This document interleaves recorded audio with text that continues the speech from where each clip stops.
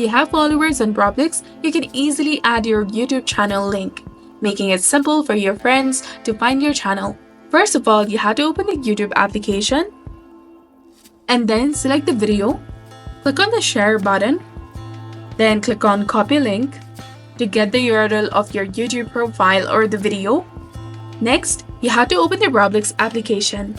Here, once you launch the application, make sure that you're logged in with your specific account. Tap on the more icon in the bottom right corner of the screen and then scroll down and go to settings. Tap on account info. Again, scroll all the way down. And here you will see the section of social networks.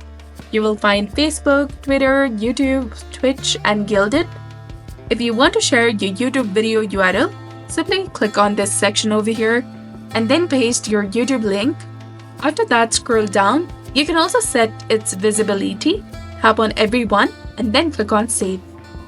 Now return to your main page of your Roblox account and then click on your profile name and you should see the YouTube icon indicating that you have successfully added your YouTube account.